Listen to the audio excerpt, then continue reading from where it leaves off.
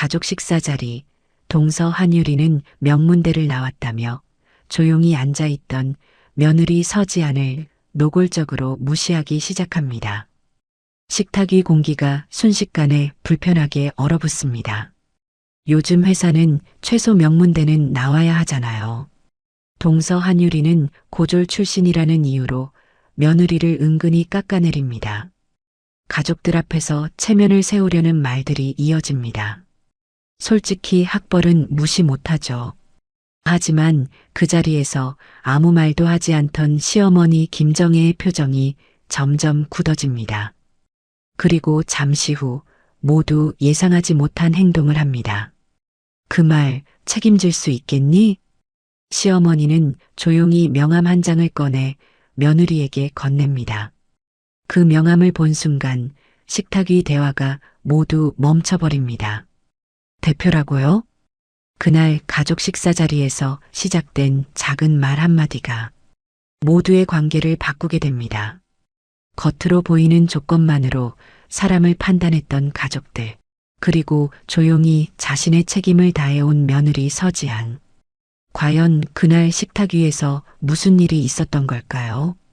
이야기가 흥미롭게 느껴지신다면 구독과 좋아요로 응원해 주시고 지금부터 본 이야기를 시작하겠습니다. 명절도 아닌 평범한 토요일 저녁이었습니다.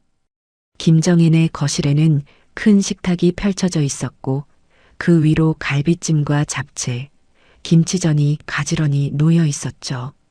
가족 모임이라고 해봐야 1년에 서너 번 있는 일인데 이날따라 분위기가 묘하게 달랐습니다.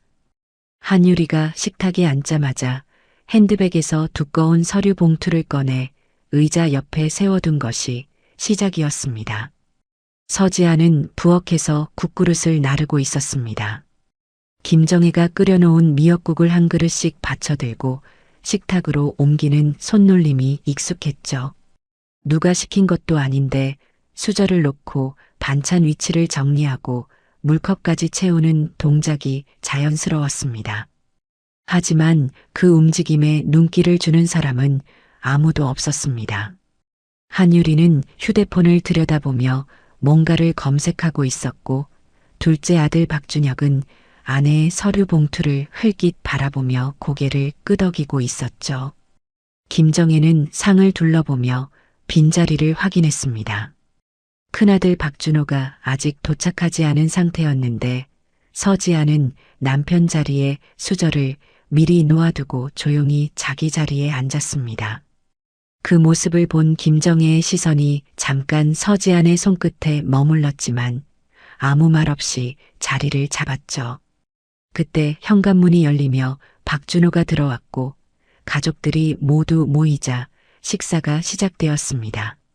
처음 몇 분은 조용했습니다. 젓가락 부딪히는 소리와 국물 넘기는 소리만 거실에 퍼졌죠. 김정혜가 갈비찜을 한유리 앞으로 밀어주며 더 먹으라는 손짓을 했고 한유리는 짧게 감사 인사를 건넨 뒤 이야기를 꺼내기 시작했습니다. 취업 준비 이야기였습니다.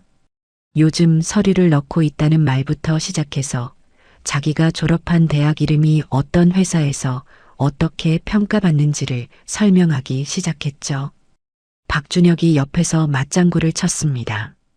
아내가 대단하다는 표정을 숨기지 않았고 김정혜도 처음에는 고개를 끄덕이며 듣고 있었습니다. 그런데 한유리의 말이 점점 방향을 틀기 시작했습니다. 단순히 자기 이야기를 하는 것이 아니라 기준을 세우기 시작한 거였죠.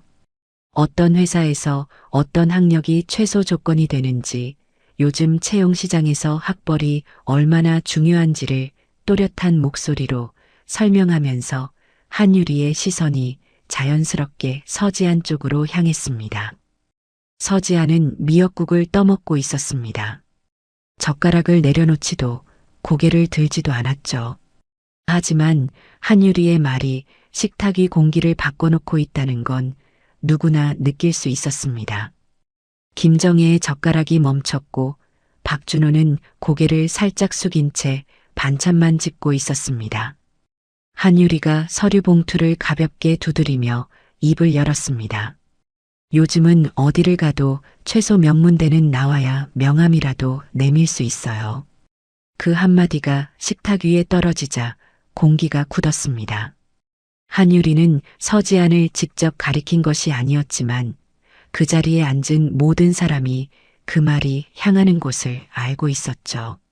서지안의 학력은 가족 안에서 공공연한 사실이었습니다. 고등학교를 졸업하고 바로 일을 시작했다는 것, 대학에 가지 않았다는 것, 누구도 대놓고 말한 적은 없었지만 한유리가 학벌 이야기를 꺼낼 때마다 그 사실이 식탁 위로 올라왔습니다. 서지안의 손이 잠깐 멈췄습니다. 국그릇을 잡고 있던 왼손에 힘이 들어갔다가 빠졌죠. 하지만 서지안은 고개를 들지 않았습니다. 미역국을 한 숟갈 더 떠서 입에 넣었고 아무 일도 없었다는 듯이 씹기 시작했습니다. 그 침묵이 오히려 식탁의 긴장을 선명하게 만들었습니다. 김정혜는 갈비찜 위에 올려두었던 젓가락을 내려놓았습니다. 시어머니의 표정이 변하고 있었죠. 입술이 얇게 다물렸고 눈꺼풀이 한번 천천히 내려갔다 올라왔습니다. 하지만 김정혜도 입을 열지 않았습니다. 다만 서지안을 바라보는 시선에 무게가 실렸고 그 시선 안에는 가족 중 아무도 읽지 못하는 감정이 담겨 있었습니다. 박준혁은 아내의 말에 별다른 문제를 느끼지 못하는 눈치였습니다. 오히려 한유리의 어깨를 가볍게 두드리며 대견하다는 듯 웃었죠. 박준호는 여전히 고개를 숙이고 있었습니다. 아내를 향해 눈길 한 번 주지 않았고 갈등 앞에서 숟가락만 움직이는 모습이 익숙한 패턴처럼 보였습니다.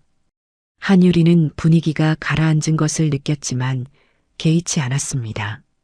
오히려 서류 봉투를 식탁 위로 끌어올리며 자기가 준비한 이력서와 자기소개서를 정리하는 모습을 보여주었죠. 그 행동 자체가 하나의 선언이었습니다. 나는 준비된 사람이고 이 자리에서 가장 경쟁력 있는 사람이라는 메시지를 행동으로 보여주고 있었던 겁니다. 서지안은 식사를 마쳤습니다. 조용히 수저를 내려놓고 빈 그릇을 모아 부엌으로 향했죠.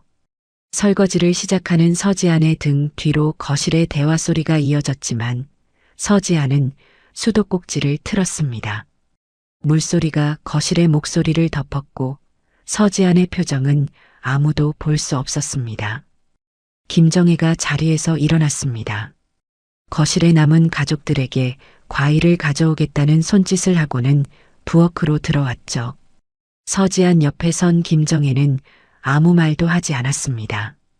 다만 행주를 집어 서지안이 헹군 그릇을 받아닦기 시작했을 뿐이었죠. 두 사람은 말없이 나란히 서서 그릇을 씻고 닦았습니다. 거실에서는 한유리의 웃음소리가 들려왔고 박준혁이 맞장구 치는 목소리가 섞여 들어왔습니다. 김정혜의 손이 잠깐 멈췄습니다. 행주를 쥔 채로 서지안의 옆모습을 바라보았죠. 서지안은 그 시선을 느꼈지만 고개를 돌리지 않았습니다. 수도꼭지 아래로 떨어지는 물줄기만 바라보고 있었고 김정혜는 다시 그릇을 닦기 시작했습니다. 그날 저녁 가족 모임은 평소보다 일찍 끝났습니다. 한유리와 박준혁이 먼저 일어섰고 현관에서 인사를 나누는 동안에도 한유리의 목소리는 밝고 자신감에 차 있었습니다. 서지안과 박준호는 마지막까지 남아 식탁을 정리했지만 두 사람 사이의 대화는 없었습니다. 박준호가 차 키를 집어들며 먼저 현관으로 향했고 서지안은 행주를 개어 싱크대 위에 올려놓은 뒤 조용히 뒤따랐습니다. 김정혜는 현관 앞에서 며느리들을 배웅했습니다. 한유리에게는 고개를 끄덕여 보였고 서지안에게는 손을 잡았습니다. 짧은 순간이었지만 김정혜의 손에 힘이 실려 있었죠. 서지안은 그 손을 느끼고 시어머니를 올려다보았습니다. 김정혜의 눈에는 미안함도 분노도 아닌 아직 꺼내지 못한 어떤 결심이 담겨 있었습니다. 문이 닫히고 현관이 조용해지자 김정혜는 빈 거실로 돌아와 식탁 앞에 섰습니다. 한유리가 두고 간 물컵 자국이 식탁보 위에 동그랗게 남아 있었고 서지안이 정리해 놓은 반찬 그릇들은 부엌에 가지런히 쌓여 있었죠. 김정혜는 한참 동안 그 자리에 서 있었습니다. 입술을 꽉 다문 채로 오늘 저녁 식탁에서 벌어진 일을 되짚고 있었습니다. 서지안이 한유리의 태도를 처음 마주한 것은 결혼 첫해 추석이었습니다. 박준혁과 한유리가 결혼한 지 석 달쯤 지났을 때였죠.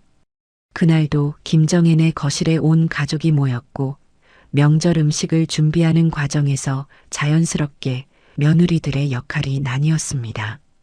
서지아는 전을 부치고 나물을 무쳤고 한유리는 과일을 깎다가 중간에 손을 놓고 거실 소파에 앉았죠. 그때까지만 해도 서지아는 아무 감정 없이 한유리의 목까지 부엌일을 처리했습니다. 사람마다 익숙한 것이 다르다고 생각했으니까요. 문제는 그날 저녁 식사 자리에서 시작되었습니다. 한유리가 자기 대학 동기들 이야기를 꺼내면서 누구는 어떤 대기업에 들어갔고 누구는 해외 지사에 발령받았다는 이야기를 줄줄이 늘어놓았죠. 가족들은 감탄하며 들었고 박준혁은 아내의 인맥을 자랑스러워했습니다. 그 흐름 속에서 한유리가 서지안에게 대학이 어디냐고 물었던 겁니다. 서지안이 대학에 가지 않았다고 짧게 대답하자 한유리의 표정이 미세하게 변했습니다. 놀란 것도 아니고 무시한 것도 아닌 분류하는 표정이었죠. 그 순간부터 한유리의 태도에는 일정한 패턴이 생겼습니다. 가족 모임이 있을 때마다 한유리는 학벌과 관련된 이야기를 꺼냈습니다. 직접적으로 서지안을 겨냥하는 말은 아니었지만 그 말이 놓이는 위치와 타이밍은 항상 같았죠. 서지안이 무언가를 하고 난 직후 혹은 서지안이 자리에 앉아 있을 때 한유리는 학력이 곧 능력이라는 전제를 깔고 이야기했고 그 전제 위에서 서지안은 항상 기준 아래에 놓였습니다. 서지안은 처음 몇 번은 그 말을 흘려보냈습니다. 부엌에서 설거지를 하거나 아이들 간식을 챙기거나 식탁을 정리하면서 한유리의 목소리를 등 뒤로 들었죠. 반응하지 않으면 사라질 거라고 생각했습니다. 하지만 사라지지 않았습니다. 오히려 서지안이 반응하지 않을수록 한유리의 말은 더 선명해졌고 가족들은 그 말에 점점 익숙해졌습니다. 박준호의 태도가 서지안에게는 가장 무거운 부분이었습니다. 남편은 한유리가 학벌 이야기를 꺼낼 때마다 고개를 숙이거나 화제를 돌리려 했지만 한 번도 정면으로 막아선 적이 없었죠. 식사가 끝나고 집으로 돌아가는 차 안에서도 박준호는 그 이야기를 꺼내지 않았습니다. 서지안이 먼저 말을 꺼내지 않는 한 없었던 일이 되었죠. 서지안은 남편의 침묵이 동의인지 회피인지 구분하지 않기로 했습니다. 어느 쪽이든 결과는 같았으니까요. 그런데 어젯밤 식탁에서의 일은 달랐습니다. 한유리가 꺼낸 말은 단순한 자랑이 아니었습니다. 명함이라는 단어, 최소 조건이라는 표현, 그리고 서류 봉투를 식탁 위에 올려놓는 행동까지 한유리는 자기 기준을 가족 앞에서 공식화하고 있었죠. 서지아는 그 의미를 정확히 읽었습니다. 한유리에게 학벌은 단순한 자부심이 아니라 사람을 나누는 도구였던 겁니다. 그리고 그 도구 앞에서 서지아는 항상 아래쪽에 놓였습니다. 서지아는 일요일 아침 일찍 일어났습니다. 박준호는 아직 자고 있었고 거실은 조용했죠. 서지아는 부엌에서 커피를 내리며 어젯밤 식탁 풍경을 떠올렸습니다. 한유리의 말이 떨어졌을 때 가족들의 반응이 하나씩 되살아났죠. 박준혁은 아내의 어깨를 두드렸고 박준호는 고개를 숙였고 김정혜는 젓가락을 내려놓았습니다. 서지아는 그 장면들을 천천히 정리하면서 각각의 반응이 가진 의미를 구분하기 시작했습니다. 박준혁의 맞장구는 단순했습니다. 아내를 지지하는 행동이었고 그 안에 서지안을 향한 의도는 없었죠. 하지만 그 맞장구가 한유리의 말에 힘을 실어주었다는 건 분명했습니다. 박준호의 침묵은 익숙한 것이었지만 어젯밤에는 그 침묵이 유독 길었습니다.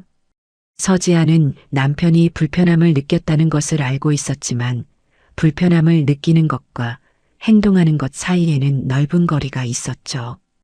김정혜의 반응이 서지안의 마음에 가장 오래 남았습니다.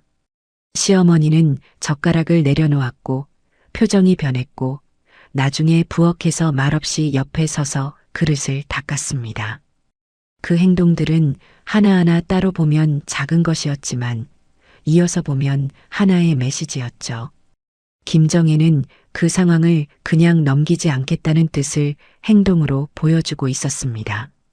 서지아는 커피잔을 들고 베란다에 섰습니다.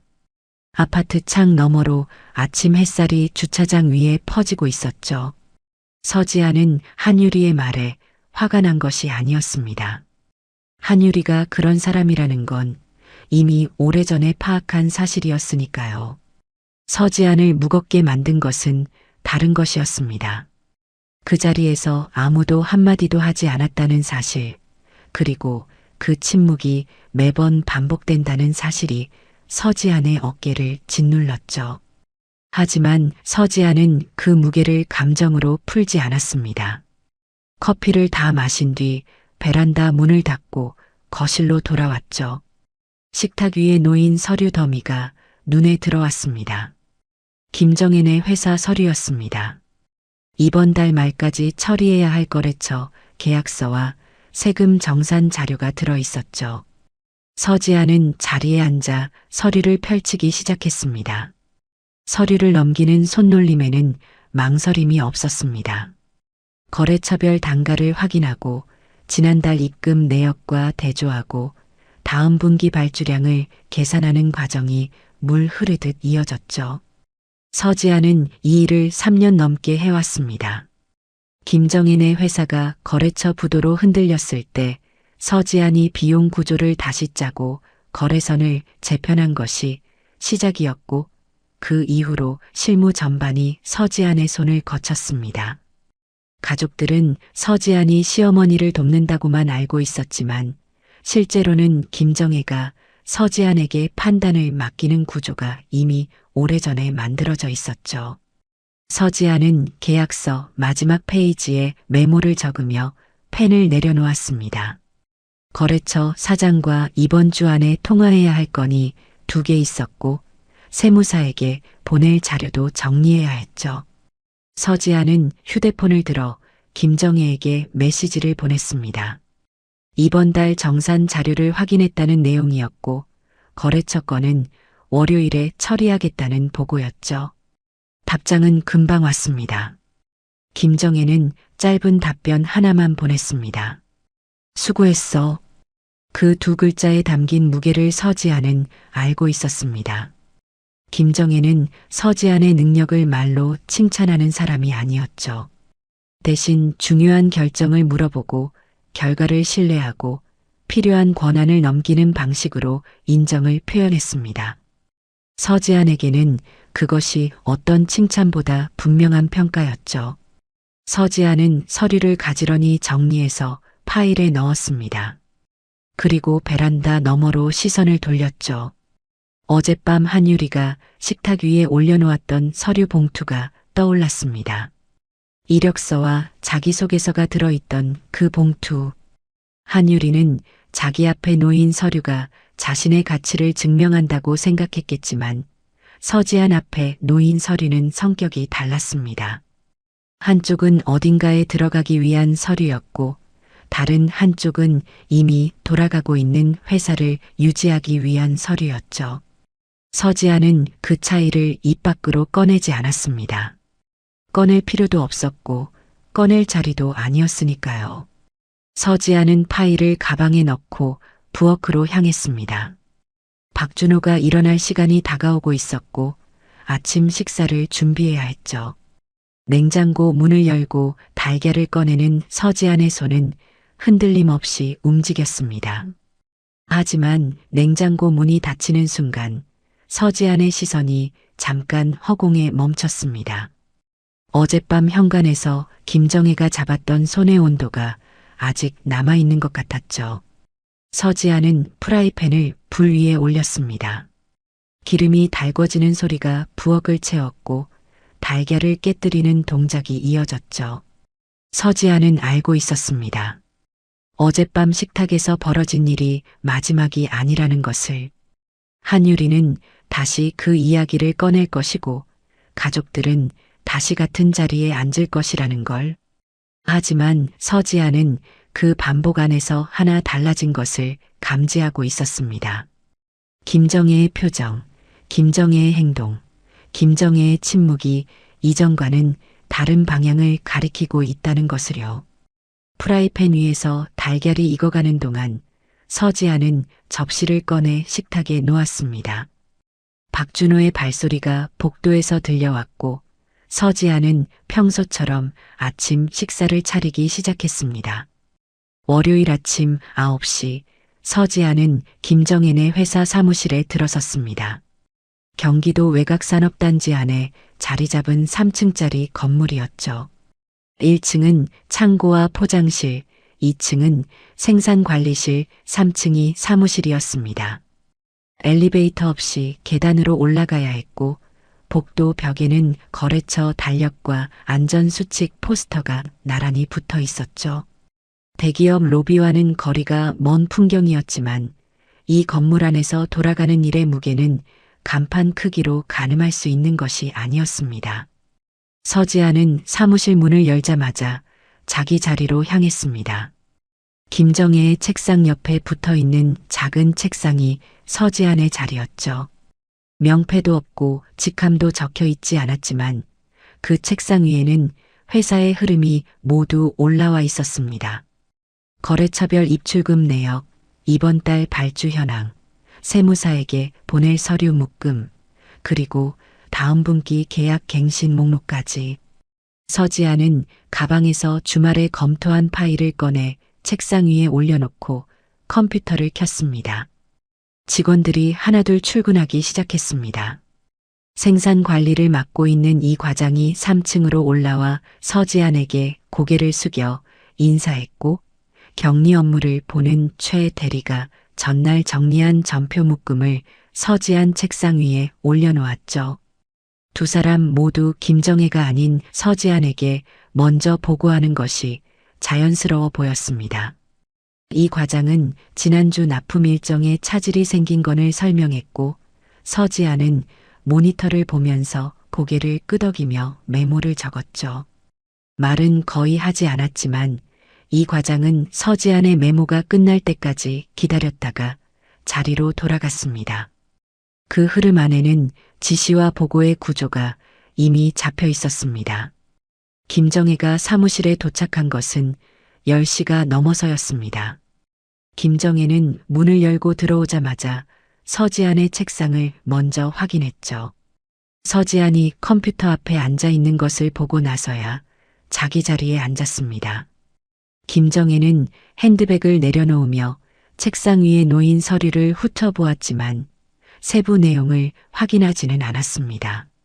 서지안이 올려놓은 파일이라면 이미 정리가 끝났다는 것을 알고 있었으니까요. 오전 중반 서지안의 책상 위 전화기가 울렸습니다. 충남 쪽 거래처 사장이었죠. 납품 단가를 조정해달라는 요청이었습니다. 서지안은 수화기를 들고 상대방의 말을 끝까지 들었습니다. 중간에 끊지 않았고 반박도 하지 않았죠. 상대방이 말을 마치자 서지안은 지난 3분기 동안의 납품 물량과 단가, 변동 내역을 기억에서 꺼내 차분하게 정리해 주었습니다. 숫자를 하나씩 짚으며 현재 단가가 어떤 근거로 책정되었는지 설명했고 상대방이 요청한 인하폭이 수익 구조에 어떤 영향을 주는지를 구체적으로 풀어놓았죠. 통화는 15분 가까이 이어졌습니다. 서지안의 목소리는 처음부터 끝까지 같은 톤을 유지했고 감정이 섞이지 않았습니다. 상대방의 요청을 거절한 것도 아니고 수용한 것도 아닌 양쪽이 수용 가능한 조건을 제시하는 방식이었죠. 통화가 끝났을 때 서지안은 수화기를 내려놓고 메모장에 합의 내용을 적었습니다. 그리고 그 메모를 김정의 책상 위에 올려놓았죠.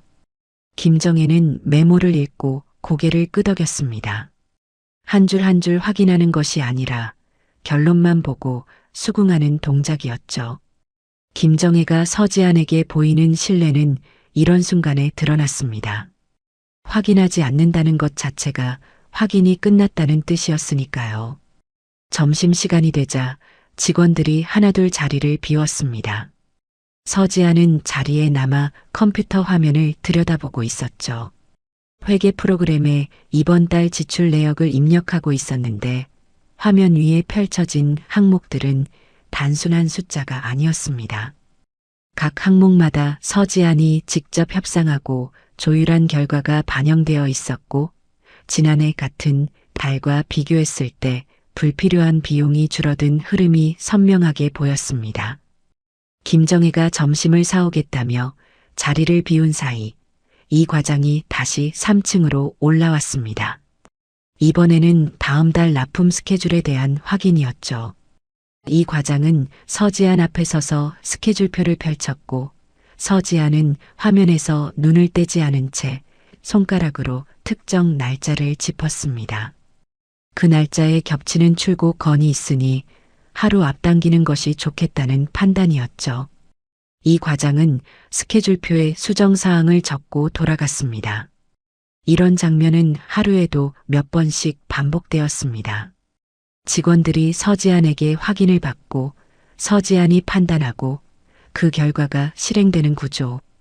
김정혜는 대외적으로 대표의 위치에 있었지만 사무실 안에서 실질적인 흐름을 움직이는 사람은 서지안이었습니다. 그리고 이 사실을 아는 사람은 이 건물 안의 직원들 뿐이었죠. 가족 모임에서 한유리가 학벌을 이야기하고 서류 봉투를 식탁 위에 올려놓을 때 서지안이 매일 이 사무실에서 어떤 서류를 다루고 있는지 아는 사람은 아무도 없었습니다. 오후 3시쯤 김정혜가 서지안의 책상 앞에 멈춰 섰습니다. 서지안은 고개를 들어 시어머니를 올려다보았죠. 김정혜는 손에 들고 있던 서류 한 장을 서지안 앞에 내려놓았습니다. 다음 분기법인 등기 관련 서류였는데 대표이사 변경 절차에 관한 안내문이었죠. 서지안은 그 서류를 보고 김정혜의 얼굴을 다시 올려다보았습니다. 김정혜는 아무 말 없이 자기 자리로 돌아갔고 서지안은 그 서류를 천천히 읽기 시작했습니다. 서류의 내용은 복잡하지 않았습니다. 법인 대표를 변경할 경우 필요한 절차와 구비 서류가 정리되어 있었죠. 서지안은 그 서류를 읽으며 손끝이 미세하게 떨리는 것을 느꼈습니다. 하지만 표정은 바뀌지 않았고 읽는 속도도 일정하게 유지했죠. 서류를 다 읽은 뒤 서지안은 그것을 자기 파일 사이에 끼워 넣었습니다. 그리고 다시 모니터를 향해 돌아앉았죠. 김정혜는 자기 자리에서 서지안의 반응을 지켜보고 있었습니다. 서지안이 서류를 파일에 넣는 것을 확인한 뒤에야 김정혜는 시선을 거두었죠. 두 사람 사이에 오간 것은 서류 한 장뿐이었지만 그 한 장이 담고 있는 방향은 분명했습니다. 퇴근 시간이 다가오자 서지안은 책상을 정리하기 시작했습니다. 오늘 처리한 서류를 파일에 넣고 내일 확인할 건을 메모지에 적어 모니터 옆에 붙였죠. 컴퓨터를 끄고 가방을 챙기는 서지안의 동작은 평소와 다를 것이 없었습니다. 하지만 가방 안에는 아침에 가져온 파일 외에 한 장의 서류가 더 들어 있었고 그 서류의 무게는 숫자로 측정할 수 있는 것이 아니었습니다. 서지안은 사무실 문을 나서며 뒤를 돌아보지 않았습니다. 계단을 내려가는 발소리가 건물 안에 울렸고 1층 출입문을 밀고 나오자 저녁 공기가 얼굴에 닿았죠. 주차장으로 걸어가는 서지안의 걸음은 느리지도 빠르지도 않았습니다. 다만 어깨가 아침보다 조금 더 곧게 펴져 있었고 차 문을 여는 손에는 주저함이 없었습니다. 그 주 수요일 저녁 김정혜가 가족단체 메시지방에 글을 올렸습니다. 이번 주 토요일에 집에서 저녁을 먹자는 내용이었죠. 특별한 이유는 적혀 있지 않았고 시간과 장소만 짧게 전달되었습니다. 가족들은 각자 확인 표시를 남겼고 한유리는 메시지 아래에 반찬은 뭐가 있냐는 질문을 붙였죠. 서지아는 메시지를 읽었지만 아무것도 남기지 않았습니다. 읽은 표시만 찍혀 있었고 그것으로 충분했습니다. 서지안의 하루는 목요일도 금요일도 같은 리듬으로 흘러갔습니다. 아침에 출근하고 서류를 처리하고 거래처와 통화하고 회계 프로그램에 숫자를 입력하고 퇴근하는 흐름이 반복되었죠. 하지만 그 반복 안에서 서지안의 움직임에는 이전과 다른 밀도가 생기고 있었습니다. 같은 일을 하면서도 한 박자 더 확인하고 한 줄 더 메모하고 한 건 더 점검하는 시기였죠. 눈에 띄는 변화는 아니었지만 매일 서지안 옆에서 일하는 직원들은 그 차이를 느끼고 있었습니다. 금요일 오후 이 과장이 다음 달 원자재 발주건으로 서지안에게 확인을 요청했습니다. 서지안은 발주서를 받아들고 한 줄씩 짚어가며 읽었죠. 평소라면 전체 흐름만 확인하고 승인 표시를 했을 텐데 이날은 달랐습니다. 단가 항목 하나를 손가락으로 짚으며 이 과장에게 시선을 주었죠. 이 과장이 해당 항목을 다시 확인하겠다고 했고 서지아는 고개를 끄덕인 뒤 발주서를 돌려주었습니다. 말은 없었지만 그 동작 하나가 이 과장에게는 명확한 지시였습니다. 김정혜는 그 장면을 자기 자리에서 지켜보고 있었습니다. 서지안이 서류를 다루는 태도가 평소보다 단단해진 것을 김정혜도 감지했죠. 시어머니는 안경을 벗어 닦으면서 서지안 쪽을 바라보았지만 아무 말도 하지 않았습니다. 다만 김정혜의 입꼬리가 아주 미세하게 올라갔다 내려갔고 그것을 본 사람은 아무도 없었습니다. 토요일이 되었습니다. 서지아는 오전에 장을 보고 집으로 돌아와 옷을 갈아입었습니다. 평소 가족 모임에 갈 때는 편한 옷차림이었지만 이날 서지아는 옷장 앞에서 평소보다 오래 서 있었죠. 화려한 옷을 고른 것은 아니었습니다. 깔끔한 블라우스에 정돈된 바지를 꺼내 입었고 머리도 단정하게 묶었습니다. 거울 앞에 선 서지안의 모습은 특별할 것이 없었지만 그 차림에는 의도가 담겨 있었습니다. 흐트러짐 없이 단정하게 있는 그대로의 모습을 보여주겠다는 태도였죠. 박준호가 거실에서 차 키를 만지작거리며 기다리고 있었습니다. 서지안이 나오자 박준호는 아내를 한번 훑어보았죠. 평소와 다른 점을 느꼈는지 시선이 잠깐 머물렀지만 아무 말도 하지 않고 현관문을 열었습니다. 차에 타고 시동을 거는 동안에도 두 사람 사이에 대화는 없었죠. 라디오에서 흘러나오는 음악만 차 안을 채웠고 서지아는 창밖을 바라보며 조용히 앉아 있었습니다. 김정인의 집에 도착했을 때 현관 앞에 박준혁의 차가 이미 주차되어 있었습니다. 한유리와 박준혁이 먼저 도착한 것이었죠. 서지아는 차에서 내리며 현관 쪽을 바라보았습니다.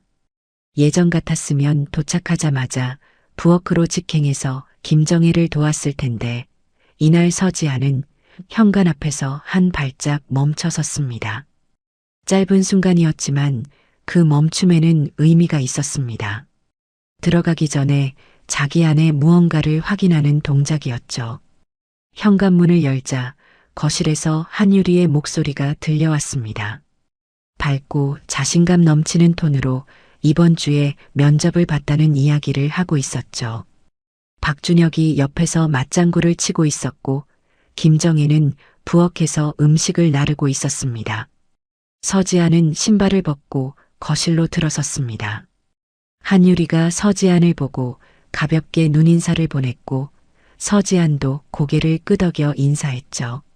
예전과 달랐던 것은 서지안이 바로 부엌으로 가지 않았다는 점이었습니다. 서지안은 거실 식탁 옆 의자를 당겨 앉았죠. 자연스러운 동작이었고 누가 봐도 이상할 것이 없었습니다. 하지만 지난 몇 년 동안 가족 모임에서 서지안의 위치는 항상 부엌이거나 식탁과 부엌 사이를 오가는 동선 위였죠. 의자에 앉아 가족들과 같은 공간에 머무는 것 자체가 작은 변화였습니다. 김정혜가 부엌에서 나와 식탁에 음식을 놓으며 서지안을 보았습니다. 서지안이 의자에 앉아 있는 모습을 확인한 김정혜의 눈에 잠깐 놀라움이 스쳤지만 이내 자연스럽게 음식을 놓기 시작했죠. 김정혜는 서지안 앞에 미역국을 먼저 놓았고 서지안은 조용히 고개를 숙여 인사했습니다. 두 사람의 시선이 마주친 순간은 짧았지만 거기에는 며칠 전 사무실에서 오간 서류 한 장의 무게가 실려 있었습니다. 한유리는 면접 이야기를 이어가고 있었습니다. 어떤 회사에 서류를 넣었고 면접관이 어떤 질문을 했고 자기가 어떻게 대답했는지를 상세하게 풀어놓았죠. 박준혁은 연신 고개를 끄덕였고 박준호는 젓가락을 들며 식사를 시작했습니다. 서지안은 한유리의 말을 들으며 김치전을 집어 입에 넣었죠. 표정의 변화는 없었습니다. 불편해하지도 외면하지도 않았습니다. 그냥 듣고 있었죠. 한유리가 면접 이야기를 마무리하면서 가족회사 이야기를 꺼냈습니다. 아직 지원서를 넣지는 않았지만 조만간 넣을 생각이라는 내용이었죠. 한유리는 웃으며 가족회사니까 면접은 편하게 볼 수 있을 거라는 말을 덧붙였고 박준혁이 그러게 말이야 하며 함께 웃었습니다. 그 말이 나왔을 때 서지안의 젓가락이 반찬 위에서 멈췄습니다. 하지만 멈춘 시간은 1초도 되지 않았고 서지안은 다시 반찬을 집어 입에 넣었죠. 김정혜는 국을 떠먹다 말고 숟가락을 내려놓았습니다. 한유리의 말을 듣고 난 뒤 김정혜의 표정은 일주일 전 식탁에서 보였던 것과는 달랐습니다. 일주일 전에는 입술을 다물고 참는 표정이었다면 오늘은 무언가를 정리한 사람의 얼굴이었죠. 굳은 것이 아니라 고요한 쪽에 가까웠고 그 고요함 안에는 이미 내린 결정이 들어있는 것처럼 보였습니다. 식사가 끝나갈 무렵 서지안이 자리에서 일어났습니다. 빈 그릇을 모아 부엌으로 가져가는 동작이었는데 이번에는 김정혜가 먼저 손을 내밀어 서지안의 손에서 가릇을 받았습니다. 시어머니가 직접 설거지를 하겠다는 뜻이었죠. 서지안은 잠깐 김정혜를 바라보다가 그릇을 건넸고 다시 식탁으로 돌아와 자리에 앉았습니다. 서지안이 식탁에 앉아 있고 김정혜가 부엌에서 설거지를 하는 풍경. 이 집에서 그런 장면은 처음이었습니다. 한유리는 신경 쓰지 않았고 박준혁도 마찬가지였죠. 하지만 박준호는 잠깐 고개를 돌려 부엌 쪽을 바라보았습니다. 무언가 달라졌다는 것을 느꼈지만 그것이 무엇인지는 파악하지 못한 표정이었죠. 서지안은 식탁 위에 놓인 물컵을 들어 한 모금 마셨습니다. 거실 창으로 저녁 햇살이 비스듬히 들어오고 있었고 그 빛이 서지안의 손등 위에 얹혀 있었죠. 서지안의 얼굴에는 아무런 감정도 읽히지 않았습니다. 하지만 물컵을 내려놓는 동작이 조용하고 정확했고 등이 의자 등받이에 바르게 닿아 있었습니다. 흔들리지 않는 사람의 자세였죠. 그 자세가 말보다 많은 것을 보여주고 있었지만 그것을 읽을 수 있는 사람은 부엌에서 그릇을 닦고 있는 김정혜 뿐이었습니다. 식사가 끝나고 과일이 나왔습니다. 김정혜가 부엌에서 깎아온 사과와 배가 접시 위에 가지런히 놓였고 가족들은 자연스럽게 거실 소파 쪽으로 자리를 옮겼죠. 김정혜는 안쪽 의자에 앉았고 박준혁과 한유리가 소파 한쪽을, 박준호와 서지안이 반대쪽을 차지했습니다. 평범한 주말 저녁 풍경이었지만 공기 안에는 지난주부터 이어져 온 무언가가 가라앉아 있었습니다. 한유리가 먼저 입을 열었습니다. 이번 주에 다녀온 면접 이야기를 다시 꺼냈죠. 식사 중에 했던 이야기의 연장이었는데 이번에는 결과에 대한 자신감이 더 짙어져 있었습니다. 면접관이 자기 이력서를 보고 감탄했다는 뉘앙스를 풍기면서 학교 이름이 적힌 줄을 읽자마자 분위기가 달라졌다는 이야기를 했죠. 박준혁이 역시 우리 학교가 다르긴 하다며 웃었고 한유리도 함께 웃었습니다. 김정혜는 사과를 한 조각 집어들었지만 입에 넣지 않았습니다. 손에 든 채로 한유리의 말을 듣고 있었죠. 서지아는 배 한 조각을 집어 천천히 씹고 있었고 시선은 과일 접시 위에 고정되어 있었습니다. 박준호는 소파 등받이에 기대 앉아 휴대폰을 만지작거리고 있었죠.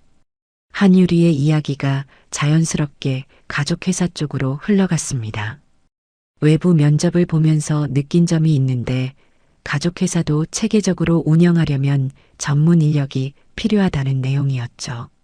한유리는 요즘 중소기업들이 경영 전공자를 채용하는 추세라며 자기가 그 역할을 할 수 있다는 뜻을 에둘러 표현했습니다. 말은 부드러웠지만 방향은 뚜렷했죠.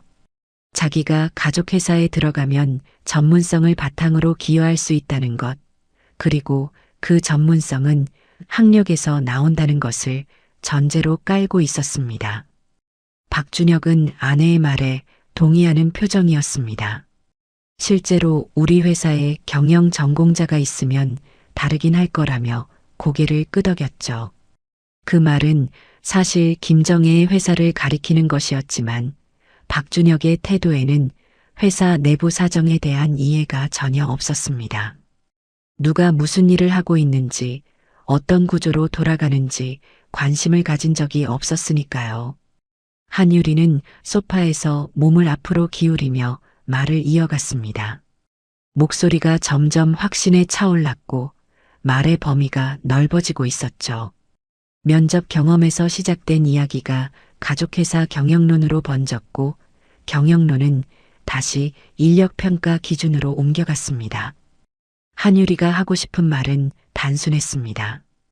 회사를 제대로 운영하려면 능력 있는 사람이 필요하고 그 능력의 첫 번째 기준은 학력이라는 것이었죠. 서지아는 배를 다 먹고 이쑤시개를 집었습니다. 손가락 사이에 이쑤시개를 끼운 채 가만히 앉아 있었죠. 눈은 한유리를 향해 있지 않았지만 귀는 열려 있었고 한유리의 말이 어디로 향하고 있는지 서지아는 정확하게 따라가고 있었습니다. 김정혜도 마찬가지였죠. 시어머니의 손에 들린 사과 조각이 여전히 입에 닿지 않은 채 공중에 머물러 있었고 눈은 한유리의 입술 움직임을 따라가고 있었습니다. 한유리가 이야기의 끝을 향해 달려가고 있었습니다. 자기가 가족회사에 지원서를 넣을 예정이라는 말을 다시 한번 꺼냈고 이번에는 한 발 더 나아갔죠. 회사 규모가 작으니까 대표님께서 직접 면접을 보실 거라며 웃었고 그 웃음 뒤에는 당연히 합격할 거라는 확신이 깔려 있었습니다. 박준혁이 또 한 번 맞장구를 쳤고 그 소리가 거실에 퍼지는 사이 한유리의 시선이 서지안 쪽으로 향했습니다. 한유리는 서지안을 직접 쳐다보며 말했습니다. 형님도 거기서 일 돕고 계시잖아요. 제가 들어가면 좀 편해지실 거예요. 그 한마디가 거실 공기를 갈랐습니다. 한유리의 목소리는 밝았고 표정에는 악의가 없는 것처럼 보였죠. 하지만 그 문장 안에 담긴 구조는 선명했습니다. 서지안이 하는 일을 돕는 것으로 규정한 것, 그리고 자기가 들어가면 그 부담이 줄어들 거라고 단정한 것. 한유리는 서지안의 역할을 보조로 정의했고 자기 역할을 전문가로 올려놓은 것이었습니다. 거실이 조용해졌습니다. 박준혁의 맞장구 소리가 사라졌고 박준호의 손가락이 휴대폰 화면 위에서 멈췄습니다. 김정혜의 손에 들려있던 사과 조각이 천천히 접시 위에 내려놓아졌죠. 시어머니의 얼굴에서 표정이 빠져나가고 있었습니다. 웃지도 화내지도 않는 얼굴. 하지만 그 무표정 안에 무게가 실려 있다는 것은 오랫동안 김정혜 곁에 있었던 사람이라면 알 수 있었습니다. 서지안의 손에서 이쑤시개가 빠졌습니다. 무릎 위에 떨어진 이쑤시개를 서지안은 집어 올려 테이블 위에 놓았죠. 그 동작이 끝난 뒤 서지안은 고개를 들어 한유리를 바라보았습니다. 처음이었습니다. 그날 저녁 서지안이 한유리의 눈을 정면으로 마주본 것이요. 지난 몇 년 동안 서지안은 한유리의 말 앞에서 고개를 숙이거나 시선을 돌렸지만 이 순간에는 달랐습니다. 서지안의 눈은 흔들리지 않았고 한유리를 향한 시선에는 분노도 수치심도 없었습니다. 다만 상대방의 말이 어디까지 와 있는지를 확인하는 눈빛이었죠. 서지안이 입을 열었습니다. 회사 기준은 어머님이 정하세요. 짧았습니다. 목소리에 감정이 실리지 않았고 톤도 올라가지 않았죠. 한유리의 말에 반박한 것도 자존심을 내세운 것도 아니었습니다. 다만 판단의 주체가 누구인지를 한 문장으로 정리한 것이었고 그 문장은 한유리가 설정한 구도를 조용히 해체하고 있었습니다. 한유리는 회사의 기준이 학력이라고 전제했지만 서지안은 그 기준을 세우는 사람이 따로 있다는 사실을 짚은 것이었죠. 한유리의 웃음이 멈췄습니다. 입꼬리가 올라간 채로 굳었고 눈이 서지안에게서 김정혜 쪽으로 옮겨갔죠. 한유리는 시어머니의 반응을 살피려 했지만 김정혜는 아무런 표정 변화를 보이지 않았습니다. 사과를 짚지도 고개를 끄덕이지도 부정하지도 않았죠. 다만 그 자리에 앉아 있었고 그 침묵이 한유리에게는 처음으로 불편하게 느껴졌습니다. 박준혁은 분위기가 묘하게 가라앉은 것을 감지했지만 개입하지 않았습니다. 아내의 팔을 가볍게 건드리며 과일을 더 먹으라는 눈짓을 보냈죠.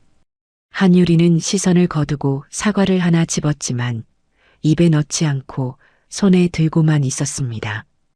박준호는 여전히 휴대폰을 내려다보고 있었지만 화면을 터치하는 손가락이 움직이지 않았죠. 거실에 앉은 5사람 모두가 무언가를 느끼고 있었지만 아무도 입을 열지 않았습니다. 서지안은 자리에서 일어났습니다. 화장실에 다녀오겠다는 듯 조용히 복도로 향했죠. 거실을 벗어나는 서지안의 발걸음은 평소와 같았고 등은 곧게 펴져 있었습니다. 복도로 나온 서지안은 화장실 문 앞에서 잠깐 멈췄습니다. 벽에 등을 기대고 눈을 한번 감았다 떴죠. 깊은 호흡이 한번 이어졌고 서지안은 눈을 뜬 채 복도 천장을 올려다보았습니다. 몇 초의 정적이 지난 뒤 서지안은 등을 벽에서 떼고 다시 걷기 시작했습니다. 화장실에 들어가 수도꼭지를 틀었고 찬물로 손을 씻었죠. 거울에 비친 서지안의 얼굴은 담담했습니다. 눈가에 피로가 얹혀 있었지만 흐트러진 부분은 없었죠. 서지안은 수건으로 손을 닦고 거울 속 자신을 한 번 더 바라보았습니다. 그리고 화장실 문을 열고 거실로 돌아갔습니다. 거실에는 아까와 같은 풍경이 이어지고 있었습니다. 한유리가 박준혁과 낮은 목소리로 이야기를 나누고 있었고 박준호는 소파에 기대 앉아 있었죠. 김정혜만 서지안이 돌아오는 것을 눈으로 따라갔습니다. 서지안이 다시 자리에 앉자 김정혜는 시선을 거두었고 그 시선 안에는 확인을 마친 사람의 차분함이 들어 있었습니다. 과일 접시 위에 남은 조각들이 마르기 시작했고 거실의 대화는 점점 줄어들었습니다. 가족 모임의 끝자락이 다가오고 있었지만 오늘 이 자리에서 만들어진 긴장은 과일이 치워진다고 사라질 성질의 것이 아니었습니다. 한유리의 입에서 나온 한마디가 공기 중에 남아 있었고 서지안의 한마디가 그 옆에 나란히 놓여 있었죠. 두 문장 사이의 거리는 넓지 않았지만 그 안에 담긴 무게의 차이는 이 거실에 앉은 누구도 아직 정확히 가늠하지 못하고 있었습니다. 다음 주 월요일 서지안은 평소보다 30분 일찍 사무실에 도착했습니다. 건물 1층 출입문을 열고 계단을 올라가는 발소리가 텅 빈 복도에 울렸죠. 3층 사무실 문을 열자 아직 아무도 출근하지 않은 공간이 조용하게 펼쳐져 있었습니다. 서지아는 불을 켜고 자기 자리에 앉아 컴퓨터를 켰죠. 화면이 밝아지는 동안 가방에서 서류 파일을 꺼내 책상 위에 올려놓았습니다. 지난주 금요일에 김정혜가 건넸던 법인 등기 관련 서류가 그 파일 안에 들어 있었고 서지아는 그 서류를 맨 위로 꺼내 책상 한가운데 놓았습니다. 서지아는 서류를 다시 한번 읽었습니다. 대표이사 변경에 필요한 항목들이 번호 순서대로 정리되어 있었죠. 주주총회 의사록, 법인 인감증명서, 변경 등기 신청서, 취임 승낙서. 서지아는 각 항목을 손가락으로 짚으며 확인했고 빠진 것이 없는지 처음부터 끝까지 천천히 따라갔습니다. 읽는 속도가 느린 것이 아니라 하나도 놓치지 않겠다는 태도에서 나오는 리듬이었죠. 서류를 다 읽은 뒤 서지아는 컴퓨터 화면으로 시선을 옮겼습니다. 회계 프로그램을 열어 지난 3년간의 매출 추이를 불러왔죠. 화면에 숫자들이 줄지어 나타났고 서지아는 그 숫자들을 훑으며 특정 시점을 짚었습니다. 3년 전 거래처 부도로 현금 흐름이 끊겼던 시기. 그 시점을 기준으로 매출이 바닥을 찍었다가 서서히 올라가는 곡선이 화면에 그려져 있었죠. 그 곡선이 올라가기 시작한 시점은 서지안이 비용 구조를 재편하고 거래선을 다시 짠 직후였습니다. 서지안은 해당 기간의 거래처 목록을 열었습니다. 하나하나 이름을 확인하면서 각 거래처와의 계약 조건, 납품 주기, 단가 변동 이력을 머릿속에서 되짚었죠. 이 거래처들 중 절반 이상은 서지안이 직접 연락하고 만나서 조건을 협상한 곳들이었습니다. 부도 직후 기존 거래처들이 거래를 끊으려 할 때 서지안이 하나하나 전화해서 납품 조건을 조정하고 결제 방식을 바꿔가며 붙잡아둔 곳들이었죠. 그 과정에서 서지안이 쓴 시간과 에너지는 어떤 이력서에도 적을 수 없는 종류의 것이었습니다. 9시가 되자 직원들이 출근하기 시작했습니다. 이 과장이 3층에 올라와 서지안에게 인사했고 최 대리가 전날 정리한 서류를 가져왔죠. 서지안은 평소처럼 서류를 받아 확인했지만 오늘은 한 가지 작업이 추가되어 있었습니다. 이 과장에게 이번 분기 거래처별 실적 자료를 정리해달라고 메모를 건넸고 최 대리에게는 지난 3년간 세금 납부 내역을 출력해달라고 요청했죠. 두 사람 모두 고개를 끄덕이고 자리로 돌아갔습니다. 김정혜가 사무실에 도착한 것은 10시쯤이었습니다. 문을 열고 들어오는 김정혜의 손에는 서류 가방이 들려 있었죠. 평소에 김정혜가 서류 가방을 들고 출근하는 경우는 드물었습니다. 김정혜는 자기 자리에 앉으며 가방에서 서류 묶음을 꺼냈고 그것을 책상 위에 올려놓았습니다. 서지아는 모니터에서 시선을 떼지 않았지만 김정혜의 움직임을 감지하고 있었죠.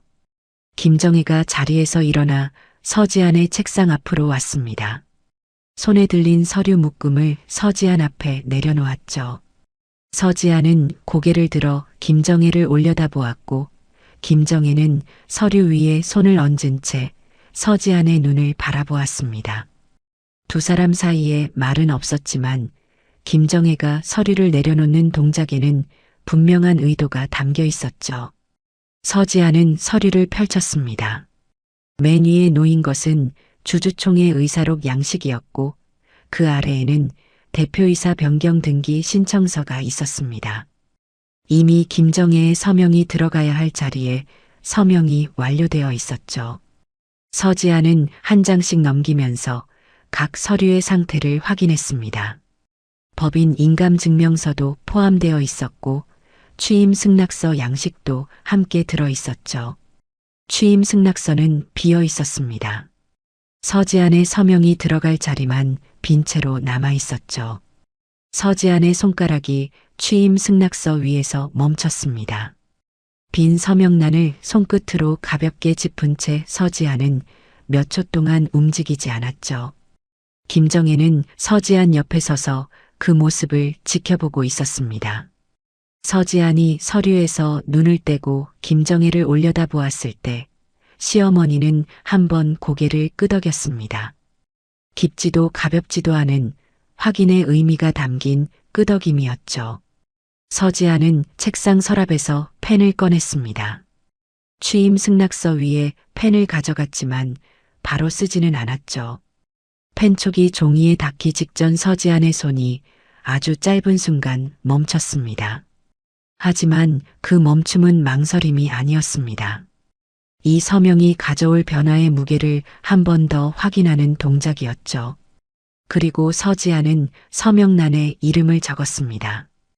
획이 정확했고 글씨가 흔들리지 않았습니다. 서명이 끝난 서류를 서지안이 김정혜에게 건넸습니다. 김정혜는 서류를 받아 서명을 확인했고 서류를 가지런히 정리해서 자기 가방에 넣었죠. 그 일련의 동작이 끝난 뒤 김정혜는 자기 자리로 돌아갔습니다. 사무실 안에서 오간 것은 서류 몇 장과 고개 끄덕임 하나뿐이었지만 그 안에서 회사의 구조가 공식적으로 바뀌었습니다.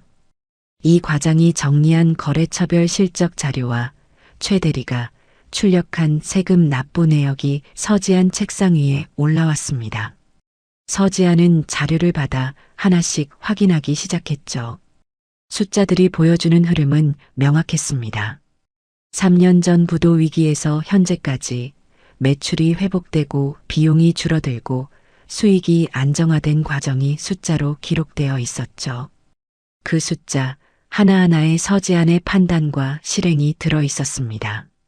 거래처를 설득한 시간, 단가를 조정한 횟수, 세금 신고를 위해 밤늦게까지 자료를 정리한 날들이 숫자 뒤에 숨어 있었죠. 서지아는 자료를 파일에 넣고 책상을 정리했습니다. 모니터 옆에 붙여둔 메모지를 떼어내고 새로운 메모지를 붙였죠.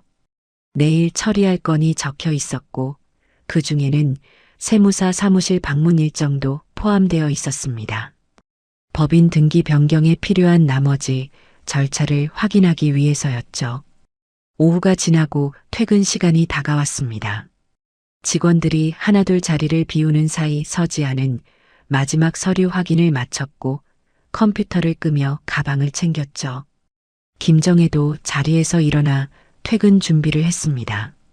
두 사람은 사무실 불을 끄고 함께 계단을 내려갔죠. 1층 출입문을 밀고 나오자 늦가을 저녁 공기가 차갑게 얼굴에 닿았습니다. 주차장까지 걸어가는 동안 김정혜가 서지안 옆에서 걸음을 맞추었죠. 두 사람의 발소리만 주차장에 울렸고 김정혜가 자기 차 앞에서 멈춰서며 서지안을 돌아보았습니다. 토요일에 가족 다 모이니까 그때 김정혜의 목소리는 낮았지만 또렷했습니다. 문장이 끝까지 이어지지 않았지만 서지아는 그 말이 어디를 향하는지 알고 있었죠. 서지아는 고개를 한번 끄덕였고 김정혜는 차 문을 열고 탔습니다. 시어머니의 차가 주차장을 빠져나가는 것을 서지아는 제자리에 서서 지켜보았죠. 주차장에 서지안만 남았습니다. 가방 끈을 어깨 위에서 고쳐 잡은 서지아는 하늘을 한번 올려다보았습니다. 해가 산업단지 건물들 뒤로 내려가고 있었고 주황빛이 주차장 바닥 위에 길게 깔려 있었죠. 서지아는 그 빛을 밟으며 자기 차 쪽으로 걸어갔습니다. 걸음이 느리지 않았고 어깨가 처지지 않았습니다. 차 문을 열고 운전석에 앉은 서지아는 시동을 걸기 전에 잠깐 핸들 위에 두 두 손을 올려놓았죠. 손끝에서 오전에 적었던 서명의 감촉이 아직 남아있는 것 같았습니다. 시동이 걸렸고 서지안의 차가 주차장을 빠져나갔습니다. 산업단지를 벗어나 큰 도로에 합류하는 동안 서지안의 시선은 앞만 바라보고 있었죠. 토요일까지 나흘이 남아 있었고 그 나흘 동안 서지안이 해야 할 일은 이미 정해져 있었습니다. 서류를 마무리하고 세무사를 만나고 등기 절차를 확인하는 것. 하지만 그 모든 절차 너머에 토요일 저녁 가족 식탁이 기다리고 있었고 그 식탁 위에서 벌어질 일의 무게는 서류 위의 숫자로 가늠할 수 있는 것이 아니었습니다. 토요일 저녁 김정혜네 거실에 다시 가족이 모였습니다. 식탁 위에는 된장찌개와 불고기, 계란말이와 시금치나물이 놓여 있었고 김정혜가 직접 차린 상이었죠. 평소에는 서지안이 부엌에서 반찬을 나르고 국그릇을 세팅했지만 이날은 김정혜가 모든 준비를 혼자 마친 상태였습니다. 서지안이 도착했을 때 식탁은 이미 완성되어 있었고 김정혜는 부엌 싱크대에 기대서서 가족들이 자리에 앉기를 기다리고 있었죠. 한유리와 박준혁이 먼저 와 있었습니다. 한유리는 소파에 앉아 휴대폰을 보고 있었고 박준혁은 텔레비전 리모컨을 만지작거리고 있었죠. 서지안과 박준호가 현관문을 열고 들어서자 한유리가 고개를 들어 눈인사를 보냈습니다. 서지안도 짧게 고개를 끄덕였고 박준호는 신발을 벗으며 형한테 인사했죠. 평범한 토요일 저녁 풍경이었고 지난주와 크게 다를 것이 없어 보였습니다. 하지만 한 가지 달랐던 것은 김정혜의 위치였습니다. 시어머니는 부엌에서 나와 식탁 상석에 이미 앉아 있었죠. 보통 김정혜는 음식을 나르느라 가장 늦게 자리에 앉았는데 오늘은 처음부터 자리를 잡고 앉아 있었습니다. 김정혜의 앞에는 된장찌개가 놓여 있었고 오른쪽 옆에는 작은 가죽 지갑 크기의 케이스가 식탁보 위에 올려져 있었죠. 눈에 띄지 않는 위치였지만 있었습니다. 가족들이 자리에 앉았습니다. 박준혁과 한유리가 나란히 한쪽에, 박준호와 서지안이 반대쪽에 앉았죠.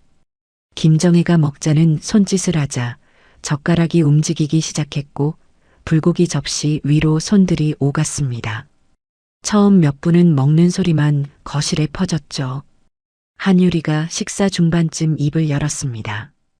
이번 주에 가족회사 지원서를 정식으로 넣었다는 이야기였죠. 한유리는 이력서와 자기소개서를 완성해서 이메일로 보냈다고 했고 면접 일정을 잡아달라는 말을 덧붙였습니다. 박준혁이 옆에서 웃으며 고개를 끄덕였고 한유리의 목소리에는 지난 몇 주 동안 이어져 온 확신이 그대로 실려 있었죠. 한유리는 자기가 보낸 이력서의 내용을 설명하기 시작했습니다. 대학에서 전공한 과목들, 졸업 논문 주제, 인턴 경험, 자격증 목록까지 하나씩 나열했죠. 말하는 동안 한유리의 자세는 당당했고 시선은 김정혜를 향해 있었습니다. 대표인 시어머니에게 자기를 어필하는 자리라는 인식이 분명했죠. 박준혁은 아내의 말이 끝날 때마다 짧게 맞장구를 쳤고 박준호는 묵묵히 밥을 먹고 있었습니다. 서지아는 된장찌개를 떠먹고 있었습니다. 한유리의 말이 이어지는 동안 서지안의 젓가락은 일정한 속도로 움직였고 고개를 들지 않았죠. 표정에 긴장도 불편함도 없었습니다. 다만 평소보다 조용한 것이 아니라 평소와 같은 정도의 조용함이었죠. 서지안에게 오늘 저녁은 지난 몇 주간의 저녁과 이어져 있었지만 의미는 달랐습니다. 서지안은 이미 알고 있었으니까요. 이 식탁 위에서 무엇이 일어날지를요. 한유리가 이력서 이야기를 마무리하며 김정혜를 바라보았습니다. 면접은 언제 잡으면 될까요? 하는 기대가 얼굴에 그대로 드러나 있었죠. 한유리에게 이 가족회사는 학벌과 스펙으로 쉽게 들어갈 수 있는 곳이었고, 시어머니가 운영하는 작은 중소기업에 명문대 출신이 지원하는 것 자체가 특별한 일이라고 생각하고 있었습니다. 김정희가 젓가락을 내려놓았습니다. 천천히 소리가 나지 않게 식탁 위에 놓았죠. 그 동작 하나에 식탁의 리듬이 바뀌었습니다. 김정희의 손이 오른쪽으로 움직여 식탁보 위에 놓인 작은 케이스를 집었죠. 가죽 재질의 낡은 명함 케이스였습니다. 김정희는 그것을 열어 안에서 명함 한 장을 꺼냈고 명함을 식탁 위에 올려놓았습니다. 명함이 놓인 위치는 서지한 앞이 아니었습니다. 식탁 가운데 모든 사람이 볼 수 있는 자리였죠. 김정희는 명함을 내려놓은 뒤 손을 거두고 다시 자기 자리에 바르게 앉았습니다. 아무 말도 하지 않았죠. 다만 명함이 놓인 식탁 가운데를 한번 바라보고 가족들의 얼굴을 천천히 둘러보았습니다. 한유리의 시선이 명함 위에 떨어졌습니다. 처음에는 무심하게 내려다보았죠. 하지만 명함 위에 적힌 글자를 읽는 순간 한유리의 표정이 멈췄습니다. 회사 이름이 먼저 눈에 들어왔을 것이고 그 아래에 적힌 직함과 이름이 그 다음이었겠죠. 대표이사 서지한. 5글자가 한유리의 시선 위에 올라앉았고 한유리의 입이 반쯤 벌어진 채 다물어지지 않았습니다. 박준혁이 아내의 표정 변화를 느끼고 명함 쪽으로 고개를 기울였습니다. 명함을 읽은 박준혁의 손에서 젓가락이 접시 위에 떨어졌죠. 소리가 식탁 위에 짧게 울렸고 그 소리가 거실의 정적을 더 깊게 만들었습니다. 박준호도 고개를 들어 명함을 보았고 눈이 한번 크게 떠졌다가 다시 원래대로 돌아왔죠. 한유리의 시선이 명함에서 서지안으로 옮겨갔습니다. 서지안은 된장찌개 그릇 옆에 숟가락을 내려놓은 채 앉아 있었죠. 고개를 숙이고 있지 않았습니다. 등이 곧게 펴져 있었고 시선은 식탁 위 어느 한 점에 가만히 머물러 있었죠. 한유리를 바라보지도 피하지도 않았습니다. 그냥 그 자리에 평소와 같은 모습으로 앉아 있었습니다. 한유리의 입술이 떨렸습니다. 무언가를 말하려는 것인지 숨을 삼키는 것인지 구분하기 어려운 떨림이었죠. 자기가 지원서를 보낸 회사, 면접을 잡아달라고 했던 회사, 학벌과 스펙으로 쉽게 들어갈 수 있다고 생각했던 회사의 대표가 바로 옆에 앉아 있었다는 사실이 한유리의 머릿속에서 정리되고 있었습니다. 김정혜는 가족들의 반응을 지켜보고 있었습니다. 시어머니의 얼굴에는 승리감도 통쾌함도 없었죠. 다만 오래 미뤄왔던 일을 마침내 실행한 사람의 담담함이 있었습니다. 김정혜는 명함을 내려놓는 것 외에 아무것도 하지 않았죠. 설명도 변명도 경위보고도 없었습니다. 명함 한 장이 모든 것을 말하고 있었으니까요. 서지안이 고개를 들었습니다. 김정혜를 바라보았고 김정혜도 서지안을 바라보았죠. 두 사람의 시선이 식탁 위에서 만났고 그 시선 안에는 3년 동안 함께 쌓아온 시간의 무게가 들어 있었습니다. 서지안은 시어머니를 향해 한번 고개를 숙였고 김정혜는 그것을 받으며 눈을 한번 감았다 떴습니다. 서지안이 시선을 한유리에게로 옮겼습니다. 처음으로 서지안이 먼저 한유리를 바라보는 순간이었죠. 한유리는 서지안의 눈을 마주치지 못했습니다. 시선이 명함과 서지안 사이를 오갔고 손은 무릎 위에서 주먹을 쥐고 있었죠. 서지안이 입을 열었습니다. 지원서는 확인했습니다. 목소리가 낮고 고요했습니다. 감정이 실리지 않았고 억양이 올라가지도 내려가지도 않았죠. 5단어. 그것이 전부였습니다. 하지만 그 한마디가 식탁 위의 모든 구도를 뒤집었습니다. 지난 몇 주 동안 한유리가 세워놓은 기준, 학벌이라는 잣대, 보조라는 규정, 쉽게 들어갈 수 있다는 확신, 그 모든 것이 5 단어 앞에서 무너지고 있었죠. 거실에 아무 소리도 없었습니다. 텔레비전도 꺼져 있었고 부엌 수도꼭지에서 물이 떨어지는 소리조차 들리지 않았죠. 된장찌개에서 올라오던 김이 서서히 사라지고 있었고 식탁 위의 음식들이 식어가는 동안 5명의 가족은 각자의 자리에서 움직이지 못했습니다.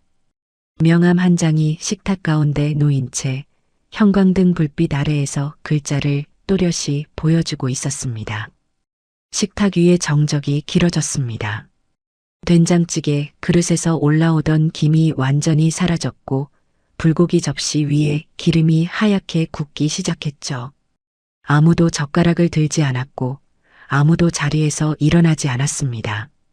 명함 한 장이 식탁 가운데에 놓인 채 형광등 빛을 받고 있었고 그 작은 종이 위에 글자가 거실 전체를 눌러놓고 있었습니다. 한유리의 손이 무릎 위에서 풀렸다 쥐어졌다를 반복하고 있었습니다. 고개가 숙여져 있었고 시선은 식탁 위 어디에도 고정되지 못한 채 흔들리고 있었죠. 한유리의 머릿속에서는 지난 몇 주 동안 자기가 이 식탁에서 했던 말들이 되감기고 있었을 겁니다. 명문대는 나와야 명함을 내민다던 말, 회사에 전문 인력이 필요하다던 말, 형님이 일을 돕고 있으니 자기가 들어가면 편해질 거라던 말.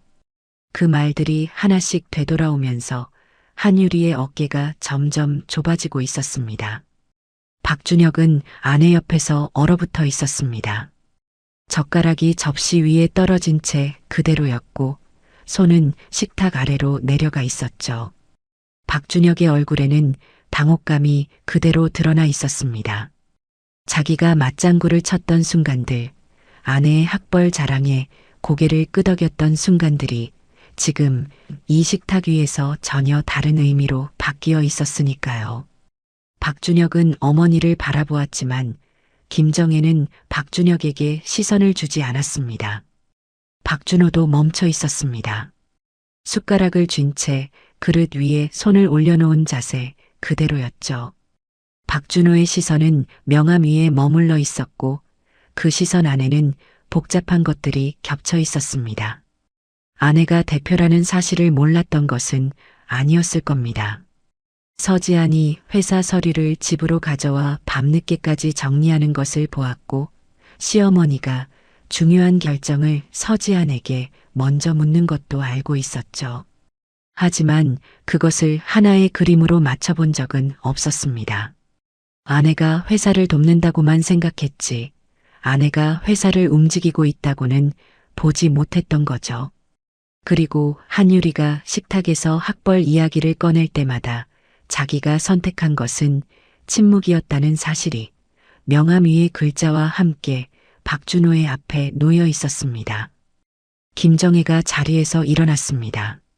천천히 무릎에 손을 짚고 일어서는 동작이었죠. 시어머니는 식탁을 한번 둘러보았습니다. 식어버린 음식들, 멈춰있는 젓가락들, 고개를 숙인 며느리와 아들들. 김정혜는 그 풍경을 조용히 바라본 뒤 부엌 쪽으로 걸어갔습니다. 찬장에서 밀폐 용기를 꺼내 남은 반찬을 옮기기 시작했죠. 불고기를 담고 계란말이를 넣고 시금치나물을 정리하는 손놀림이 평소와 같았습니다. 김정혜는 더 이상 식탁에서 할 말이 없었습니다. 명함을 내려놓는 것으로 시어머니의 역할은 끝났으니까요. 서지아는 자리에 앉아 있었습니다. 등이 곧게 펴진 채 2 손을 무릎 위에 올려놓고 있었죠. 서지안의 얼굴에는 통쾌함도 분노도 슬픔도 없었습니다. 다만 오래 참았던 숨을 내쉰 사람의 고요함이 있었죠. 서지아는 한유리를 바라보지 않았습니다. 한유리에게 무언가를 확인받을 필요도 사과를 요구할 필요도 없었으니까요. 한유리가 먼저 움직였습니다. 의자를 뒤로 밀며 일어섰죠. 일어서는 동작이 서툴렀고 의자 다리가 바닥에 끌리며 소리를 냈습니다. 한유리는 고개를 숙인 채 현관 쪽으로 걸어갔고 박준혁이 뒤따라 일어섰죠. 박준혁은 어머니에게 인사를 하려다 말고 멈칫했습니다. 부엌에서 반찬을 정리하고 있는 김정혜의 등을 보며 입을 열었다 닫았고 결국 아무 말도 하지 못한 채 현관으로 향했습니다. 현관에서 한유리가 신발을 신는 동안 박준혁이 옆에 서 있었습니다. 두 사람 사이에 대화가 없었죠. 한유리의 손이 신발끈을 묶다가 한 번 멈췄고 고개가 살짝 들려 거실 쪽을 향했습니다. 식탁 너머로 서지안이 앉아있는 모습이 보였을 겁니다. 한유리의 입술이 움직였지만 소리는 나오지 않았고 다시 고개를 숙여 신발끈을 매듭지었죠. 현관문이 열리고 닫히는 소리가 짧게 울렸고 두 사람의 발소리가 복도를 지나 사라졌습니다. 거실이 조용해졌습니다. 김정혜는 부엌에서 나와 식탁 위를 정리하기 시작했죠. 빈 그릇을 모으고 수저를 거두고 식탁보에 묻은 국물을 행주로 닦았습니다. 서지안이 자리에서 일어나 김정혜를 도우려 했지만 김정혜가 손을 내밀어 서지안을 멈추었죠. 앉아있으라는 뜻이었습니다. 서지안은 다시 의자에 앉았고 김정혜 혼자 식탁을 정리했습니다. 박준호가 소파에서 일어났습니다. 몇 초 동안 제자리에 서서 식탁 위에 남아있는 명함을 내려다보았죠. 명함을 집어들지는 않았습니다. 다만 거기에 적힌 글자를 한 번 더 읽었고 시선을 서지안에게로 옮겼습니다. 서지안은 박준호를 올려다보았죠. 두 사람의 시선이 마주쳤고 그 안에는 지금까지 하지 못했던 말들이 겹겹이 쌓여 있었습니다. 박준호의 입이 열릴 듯 말 듯 움직였지만 끝내 말은 나오지 않았고 대신 고개가 천천히 숙여졌습니다. 서지안은 남편의 그 동작을 가만히 바라보았죠. 받아들이지도 거부하지도 않는 시선이었습니다. 김정혜가 식탁 정리를 마치고 서지안 옆 의자에 앉았습니다. 시어머니와 며느리가 나란히 앉은 빈 식탁 위에는 아무것도 남아있지 않았죠. 그릇도 반찬도 명함도 치워진 뒤였습니다. 김정혜는 식탁 위에 두 손을 올려놓고 앞을 바라보았고 서지안도 같은 방향을 바라보았습니다. 두 사람 사이에 말은 없었지만 그 침묵에는 3년 동안 쌓아온 신뢰의 무게가 실려 있었죠. 박준호가 현관 쪽으로 걸어갔습니다. 차 키를 집어들며 나가겠다는 몸짓을 보였고 서지안은 고개를 끄덕였죠.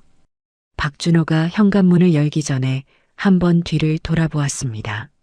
식탁 옆에 나란히 앉아있는 어머니와 아내의 모습이 박준호의 눈에 들어왔고 그 장면은 박준호가 그동안 한 번도 제대로 보지 못했던 풍경이었죠. 박준호는 현관문을 열고 나갔습니다. 거실에 김정혜와 서지안만 남았습니다. 형광등 불빛이 빈 식탁 위에 고르게 퍼져 있었고 부엌에서 냉장고 돌아가는 소리만 낮게 울리고 있었죠. 김정혜가 서지안의 손등 위에 자기 손을 올려놓았습니다. 수고했어. 사무실에서 메시지로 보냈던 것과 같은 두 글자였습니다. 하지만 지금 이 자리에서 그 두 글자의 무게는 달랐죠. 3년 전 부도 위기 앞에서 장부를 펼쳤던 밤, 거래처에 전화를 돌리던 아침, 세금 신고, 마감일에 사무실 불을 끄지 못했던 저녁, 그리고 가족 식탁에서 고개를 숙이고 미역국을 떠먹던 수많은 토요일. 그 모든 시간이 두 글자 안에 눌려 들어가 있었습니다. 서지안의 눈가가 한 번 떨렸습니다. 입술을 꾹 다물었고 시선이 식탁 위로 내려갔죠. 김정혜의 손 위로 서지안의 다른 손이 포개졌습니다.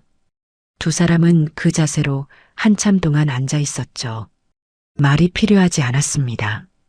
빈 식탁 위에 놓인 두 사람의 손이 어떤 명함보다 많은 것을 말하고 있었으니까요. 거실 창 너머로 가로등이 켜지고 있었습니다. 주차장에서 박준호의 차 시동 소리가 들려왔고 헤드라이트 불빛이 창문을 스치고 지나갔죠. 김정인의 집 거실에는 시어머니와 며느리만 남아 있었고 두 사람의 그림자가 식탁 위로 길게 늘어져 있었습니다. 서지아는 자리에서 일어났습니다. 부엌으로 가서 물을 한 잔 따라 김정희 앞에 놓았죠. 김정희는 물잔을 들어 한 모금 마셨고 서지안도 자기 잔에 물을 따라 마셨습니다. 두 사람은 물을 마시며 빈 식탁을 바라보았죠. 1시간 전까지 이 식탁 위에는 음식과 긴장과 침묵과 명암이 놓여 있었지만 지금은 물잔 2개만 남아 있었습니다. 서지안이 물잔을 내려놓고 가방을 챙기기 시작했습니다. 김정희가 현관까지 따라 나왔고 서지안은 신발을 신으며 시어머니를 올려다보았죠. 김정희의 얼굴에는 피로가 얹혀 있었지만 그 아래에는 내려놓은 사람의 편안함이 깔려 있었습니다. 서지아는 시어머니에게 고개를 숙여 인사했고 김정희는 며느리의 어깨를 한번 가볍게 두드렸죠. 현관문이 닫히고 서지아는 복도를 걸어 엘리베이터 앞에 섰습니다. 엘리베이터를 기다리는 동안 서지아는 가방 끈을 어깨 위에서 고쳐 잡았죠. 가방 안에는 평소처럼 회사 서류가 들어 있었고 월요일에 처리해야 할 건들이 메모되어 있었습니다. 엘리베이터 문이 열렸고 서지아는 안으로 들어가 1층 버튼을 눌렀죠. 엘리베이터가 내려가는 동안 서지아는 벽에 기대지 않고 서 있었습니다. 등이 고닫고 시선은 정면을 바라보고 있었죠. 문이 열리자 서지아는 걸어 나와 주차장으로 향했습니다. 박준호의 차가 이미 와 있었고 조수석 문을 열고 타자 박준호가 시동을 걸었죠.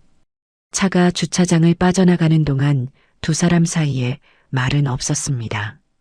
하지만 그 침묵은 지난 몇 년간의 침묵과는 다른 것이었죠.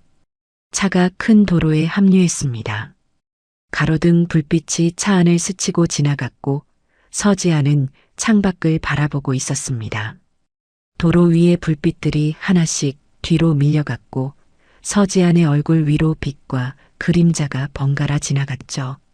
서지안의 표정에는 아무것도 읽히지 않았지만 창문에 비친 서지안의 눈이 한번 천천히 깜빡였고 입꼬리가 아주 미세하게 누구도 알아채지 못할 만큼 올라갔다 내려갔습니다.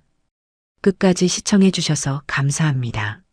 사람의 가치는 겉으로 보이는 조건이 아니라 묵묵히 책임을 다해온 시간 속에서 드러나는지도 모릅니다.